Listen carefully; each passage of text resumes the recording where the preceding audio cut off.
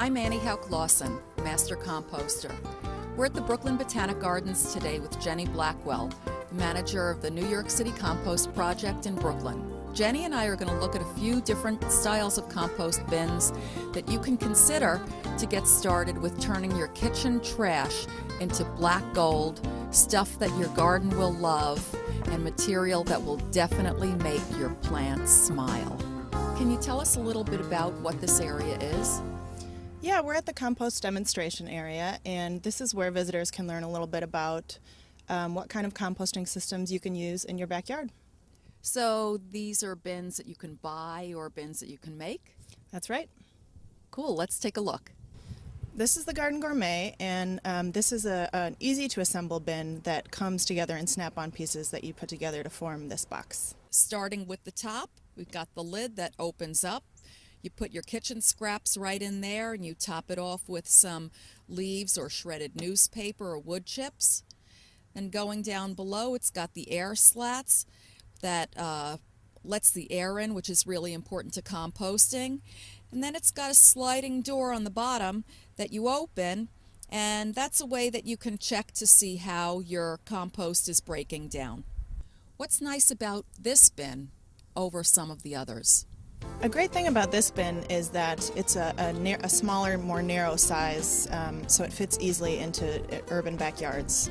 So this is the earth machine, which you can see has a lid that easily slides around to put your kitchen scraps and your leaves in there. Along the sides it also has the air slats to let in the oxygen. And then in the bottom has an easy open door to harvest your compost when it's finished. Another nice thing about the earth machine is that it has pegs that anchor it firmly into the ground. And as you can see, like the Garden Gourmet, it is made of black recycled plastic, which draws the heat of the sun and insulates the compost even in winter months. We're looking at the bio stack here. One thing that I noticed is that it doesn't have a door in the front. That's true, it doesn't have a door, but a nice thing about this bin is that you can see that it's stackable. So you can add more layers to increase capacity. But even at this level, it's a great height for kids to come in, open the lid, and add their kitchen scraps and leaves. Now we're going to take a look at some homemade bins that can be put together with some pretty simple materials, even materials that you can find on the street. Jenny, what have we got here? So this is a 2-bin system that's made out of 2x4s, and you can see you can lift this up and lift up the slats on the sides, turn the pile, or add new materials.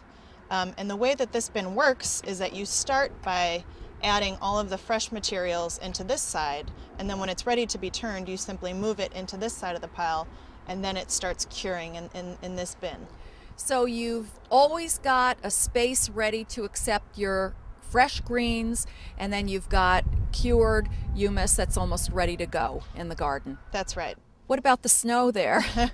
Another nice thing about this bin is that it doesn't have a top on it, so the snow and the rain can get in the bin and keep the materials moist.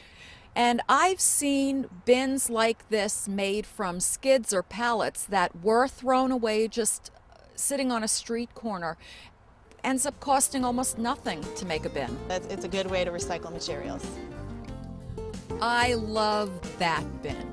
When I was studying to be a master composter, this one inspired me to design a similar bin that we use today, works very effectively. Let's take a look at this one.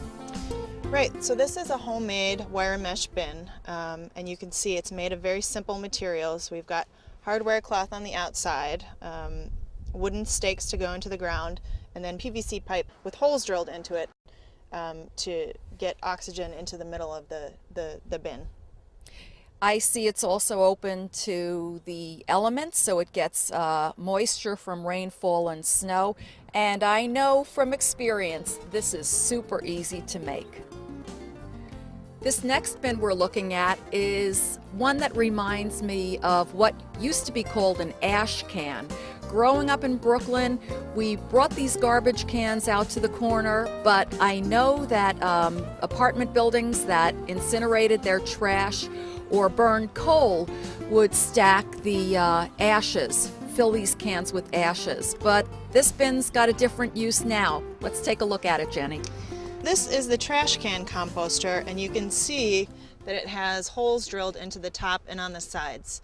And this is simply just used by lifting up the lid and adding your materials inside and closing up the lid tight.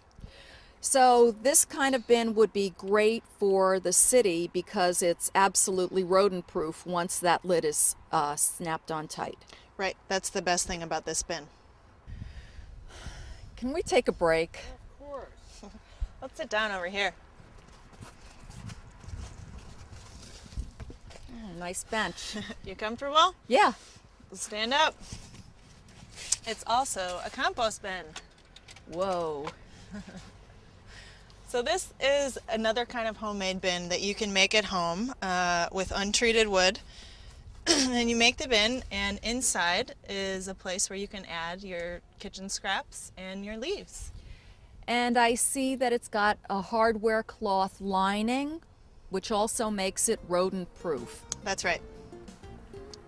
So it just closes this way, and it's a nice resting area. It's really nice for the garden. Composting is certainly not a new process. It's been going on forever by farmers and gardeners in big piles on their lands. Yes, but these are some of the ways that we've adapted composting for small spaces and urban living. It's a great process no matter how you do it. That's true. I'd like to thank Jenny Blackwell, the manager of the New York City Compost Project in Brooklyn. I'm Annie Hauck-Lawson, Master Composter.